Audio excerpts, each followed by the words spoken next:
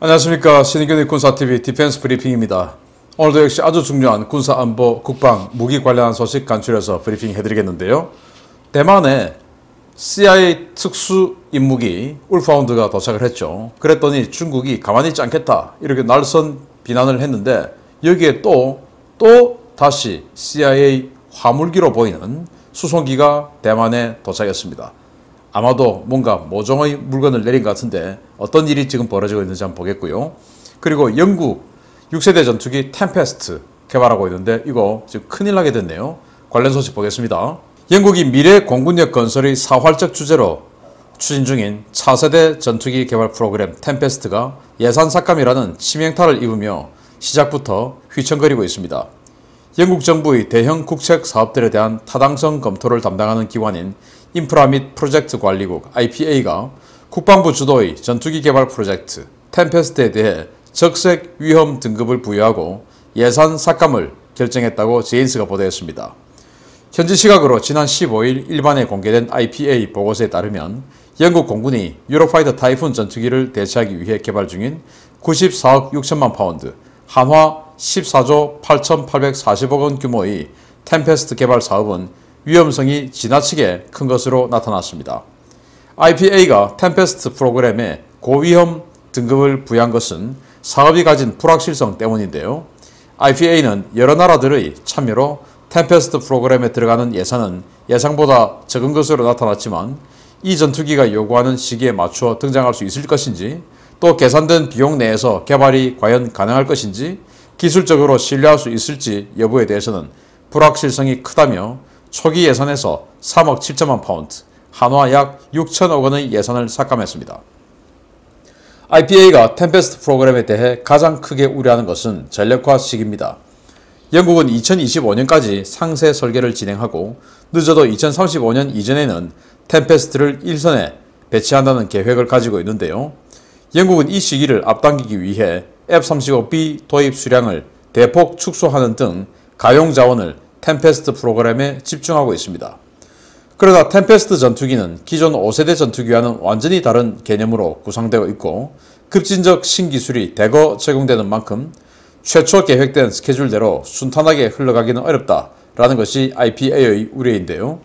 일각에서는 이런 기술적, 비용적 리스크를 줄이기 위해 독일, 프랑스 주도의 FCAS와 템페스트를 통합해야 한다는 주장도 제기되고 있어서 이번 결정이 향후 템페스트 프로그램의 향방에 어떤 영향을 미치게 될지 영국 국방부가 바짝 긴장하고 있습니다. 영국은 이런 기관도 있네요. 어떤 기관이냐? 이제 뭐 시민이나 또는 다른 야당이나 이런 데서 지금 정부가 진행하고 있는 국제사업, 국가적 프로젝트, 예산 투입되는 어떤 그 사업들이 이거 좀 문제 있다, 조사 좀 해달라라고 청구하면 그게 진짜 문제가 있는지 없는지 그걸 조사한다라는 거예요. 이제 그 기관이 바로 인프라 및 프로젝트 관리국 IPA라는 건데 여기에서 지금 야당에서 이제 문제 제기가 들어온 겁니다. 템페스트 이거 이 예산 가지고 못 만든다. 이거는 발 담궈 놓으면 앞으로 완전히 그냥 밑 빠진 독에 물 붓기에 들어간다. 그리고 이 국방부가 밝히고 있는 이 전력화 시기에 전력화 할 수가 없다. 말이 안 된다. 라고 해서 이제 여기서 조사를 해봤더니 이거 적색경보다. 그래서 뭐 청색, 황색, 적색 있지 않습니까? 적색경보다. 그래서 여기에는 지금 예산을 제대로 다 줄 수가 없다. 해서 6천억 원을 깎아버린 거예요. 지금 당면 예산에서. 빨리 그 예산 받아서 상세 설계 들어가고 해서 2025년까지 상세 설계 마쳐야 되는데 그 중에서 지금 초도 사업 딱 들어가야 되는데 6천억 원 깎아버린 겁니다. 그래서 이들이 지금 그 우려하는 것은 과연 2035년까지 이 예산으로 되겠냐? 총 개발비가 14조 8,840억 원이라고 하는데 이거 가지고 과연 6세대 전투기 만들 수 있냐? 이거는 말이 안 된다. 이게 뭐 4세대 전투기 그런 거라면은 넉넉한 그런 비용이 될 수 있는데 6세대는 전투기 하나만 만드는 게 아니고 전투기는 하나의 디바이스고 그 외에 무인기 뭐 온갖 협동 전투하는 그 자산들을 다 만들어내야 되는데 이거 가지고 또 2035년이라는 그 기간 내에 과연 다 되냐? 안 된다. 내가 보기엔 어렵다. 라고 이제 이 기관에서 주장을 한 거예요.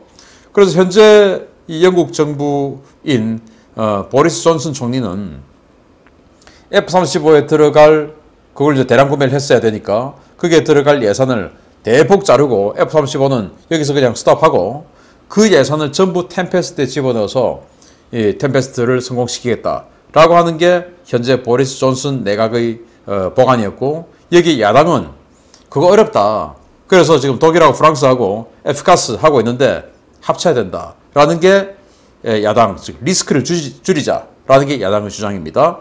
지금 현재 이 템페스트 프로그램에는 스웨덴 그리고 이탈리아가 참여하거나 이 템페스트를 구입하겠다라는 이 참여가 들어와 있어요. 그런데 뭐 스웨덴 공군 해봐야 한 100여 대 안팎, 이탈리아 공군도 역시 지금 F-35를 대량 구매했기 때문에 템페스트를 상당히 많은 양으로 구매하기는 힘들겠죠.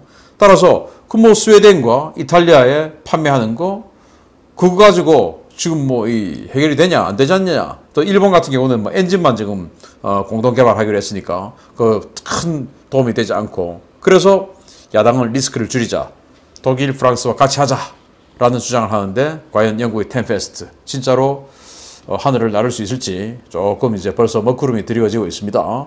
두 번째 소식입니다. 대만에서 뭔가 벌어지려고 하고 있는 것 같습니다. CIA 특수임무기 울파운드에 이어서 이번에는 CIA 소속의 수송기가 기밀 물자를 대만에 실어 나른 사실이 확인되어 파장이 커지고 있습니다.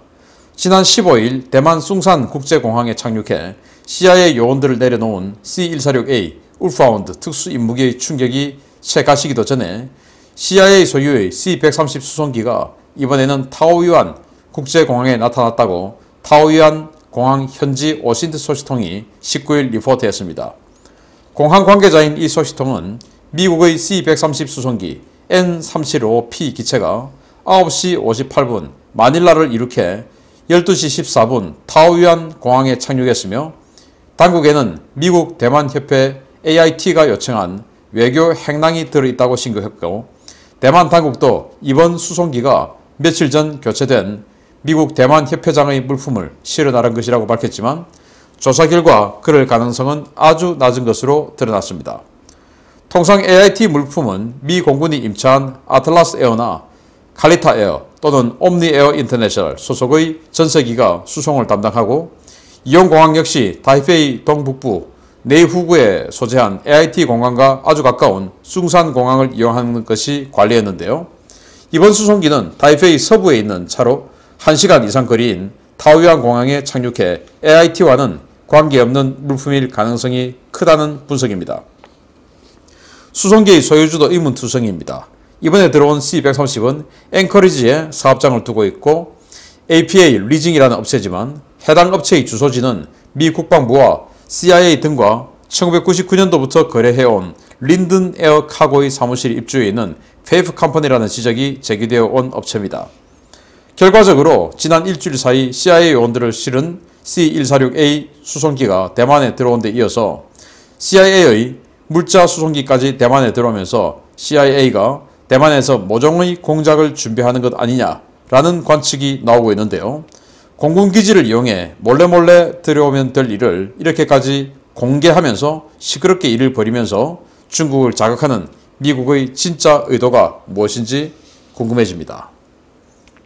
자, 여기 이제 C-130 수송기죠. 로키드 마틴에서 만들었는데, 이 C-130 수송기가 민수용도 있어요. 민수용. 그래서 민수용은 로키드 마틴의 L100이라고 하는 모델로 판매가 되고, 지금 여기에 보이는 이 기체는 1988년산입니다.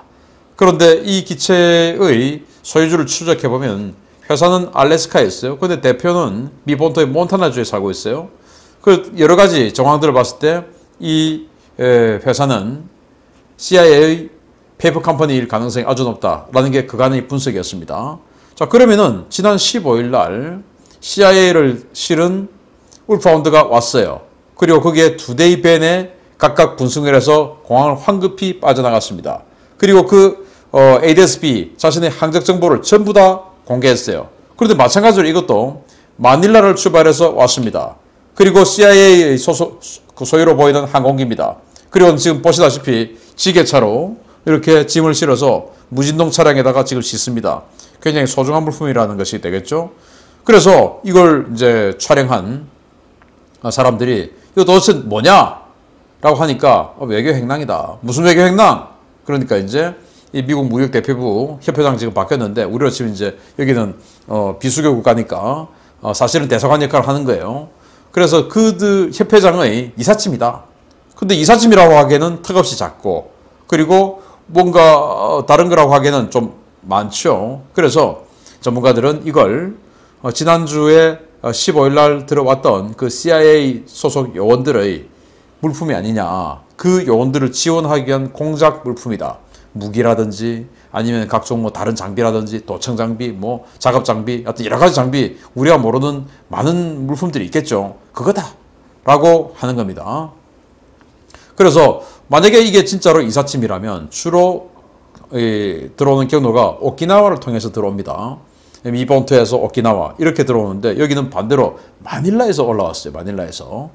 그래서 이건 이삿짐은 아닐 것이다 라고 분석을 하고 그러면은 지난번에 울파운드도 그렇지만 이것도 마찬가지로 왜 이렇게 항적을 공개하고 공군기지로 들어오면 이런 사진 안 찍히지 않습니까? 그런데 민간공항으로 들어오니까 이런 사진 찍히죠. 왜 이런 사진이 찍히는 민간공항으로 또 들어올 때 ADS-B를 다 켜서 자신의 신분을 다 노출하고 위치를 노출하고 이 과정을 왜 거치느냐? 보라고 하는 겁니다.